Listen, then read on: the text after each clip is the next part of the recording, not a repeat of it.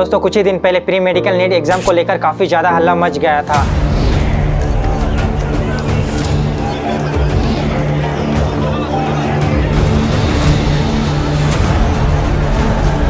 यह problem solve हुआ ही नहीं कि और एक प्रॉब्लम सामने आ गया। दरअसल दुनिया का सबसे टफेस्ट एग्जाम माने जाने वाले यूपीएससी पर भी अब लोग सवाल खड़े कर रहे हैं। इसका रीजन एक आईएएस ऑफिसर पूजा खेड़कर है। इसके ऊपर कई ऐसे सवाल सामने आ रहे हैं जो लोगों को मजबूर कर रही है यूपीएससी पर सवाल उठाने को। जबकि हर साल 10 लाख के करीब कैंडिडेट एग्जाम देते हैं यूपीएससी का, जिनमें से 900 से 1000 जनों का ही सिलेक्ट हो पाता है। मगर क्या फायदा इस एग्जाम में रेस लगाने का, क्योंकि आप जिस एग्जाम में भाग रहे हो वह पहले से ही किसी और के हाथ में है, यानी फाइनल लाइन पर कोई और ही पहुँच कर बैठा हुआ है चीटिंग करके। एनीवेज ऐसा ही हुआ है इस केस में भी। दरअसल यह मामला तब सामने आया जब पुणे के कलेक्टर सुहास दिवेस ने महाराष्ट्र के मुख्य सचिव सुजाता सोनिक को 2023 बैच के आईएएस ऑफिसर पूजा खेड़कर के कई मांगों के बारे में एक लेटर लिखा। इस लेटर में उन्होंने कहा कि आईएएस पूजा खेड़कर अपने काम शुरू करने से पहले ही एक अलग कैबिनेट, एक सरकारी कार और एक रेसिडेंशियल अपार्टमेंट की मांग की थी पोस्टिंग होने से पहले ही, यानी उनके ये 4 डिमांड पोस्टिंग होने से पहले ही आ गए थे। मगर पुणे के कलेक्टर ने उनके चारों डिमांडों को रिजेक्ट कर दिया, जिसके बाद पूजा ने अपने पर्सनल ऑडी गाड़ी में लाल बत्ती, वीआईपी नंबर प्लेट और महाराष्ट्र सरकार लिखवाकर ऑफिस पहुंच जाती है। यहाँ तक तो ठीक था, मगर जैसे ही पूजा को पता चलता है कि असिस्टेंट कलेक्टर ऑफिस अभी खाली है क्योंकि वह छुट्टी पर थे, तो इसी को देखते हुए पूजा उस ऑफिस पर जाकर कब्जा कर लेती है, उसके नेम प्लेट को हटा देती है और अपना नाम रखती है और उस ऑफिस में खुद बैठ जाती है। ऐसा करना हम और आप सोच भी नहीं सकते हैं, जो कि पूजा ने किया। मतलब इसके पीछे किसी न किसी का हाथ तो जरूर था, जिससे पूजा को इतनी ज्यादा हिम्मत आती है। इन सबको देखते हुए पुणे कलेक्टर ने पूजा के ऊपर केस फाइल कर देते हैं, जिसके बाद पूजा को पुणे से हटाकर वाशिंग डिस्ट्रिक्ट में ट्रांसफर कर दिया जाता है। मगर यहाँ पर कोई बड़ा एक्शन नहीं लिया जाता और ऐसा करने वाले कलेक्टर के ऊपर पूजा ने हैरेसमेंट का केस फाइल कर देती है। इन सबको देखते हुए एक आरटीआई ऑफिसर विजय कुंबर ने आरटीआई फाइल दर्ज कराकर पूजा के सारे काले चिट्टे खोल देते हैं। इसके बाद से ही पूजा के ऊपर मीडिया का नजर पड़ती है और मीडिया इसे सनसनी केस बना देती है, जिसके बाद से ही पूजा का केस धीरे धीरे करके लोगों के सामने आ गया। तो आइए इसे डिटेल में जानने की कोशिश करते हैं।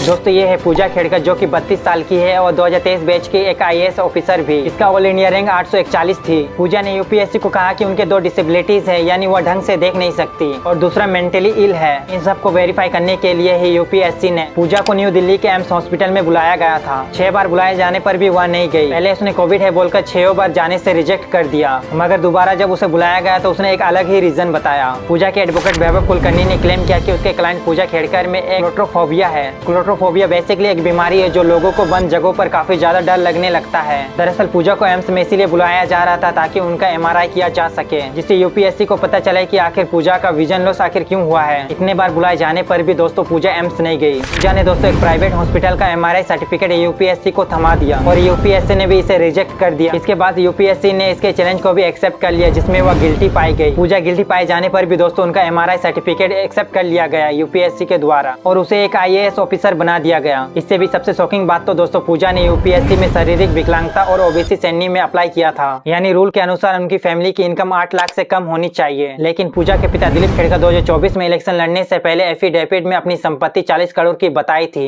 यहाँ तक कि पूजा के पास 7 प्रॉपर्टीज है अहमदनगर और पुणे में, जिससे उनकी टोटल वैल्यू 17 करोड़ है। और प्रॉफिट की बात करें तो हर साल इनकी एनुअल इनकम 48 लाख रुपए आती है, जिनमें से 2 तो उनकी माँ ने गिफ्ट किया था और 5 खुद से ही खरीदी थी। दोस्तों यहाँ पर सिर्फ पैसे की पावर की वजह से ही पूजा को यूपीएससी में फायदा मिला। इसी चीज की वजह से पैसे वाले परिवार के बच्चों को ओबीसी नॉन क्रिमिनल सर्टिफिकेट तक दे दिया जाता है। ऐसा नहीं है कि पूजा खेड़कर ने फेक सर्टिफिकेट का इस्तेमाल पहली बार किया था। पूजा ने ऐसा ही सेम 2007 में पुणे के एक मेडिकल कॉलेज में एक सर्टिफिकेट को दिखाकर एमबीबीएस में एडमिशन ली थी। यहाँ तो उसने फेक नोमार्डी ट्राइब 3 सर्टिफिकेट तक बनवा लिया था और अब तो यह लड़की नॉन क्रिमिनल सर्टिफिकेट के साथ यूपीएससी में एंट्री तक ले ली है। मतलब दोस्तों यहाँ पर क्या चल रहा है, कहीं पर भी कुछ भी सर्टिफिकेट देने से चल जाएगा क्या? यूपीएससी को इन जैसे स्टूडेंटों के बैकग्राउंड नहीं चेक करने चाहिए? दोस्तों यहाँ पर पूजा खेड़कर सिर्फ और सिर्फ अपने एरोगेंस की वजह से एक्सपोज हुई है, ना कि किसी सरकारी सिस्टम के थ्रू, यानी खुद ने अपने पैरों पर कुल्हाड़ी मार ली, नहीं तो हमको आज तक नहीं पता चलता। वेल इस पर आपका क्या राय है हमें कमेंट में जरूर बताएं।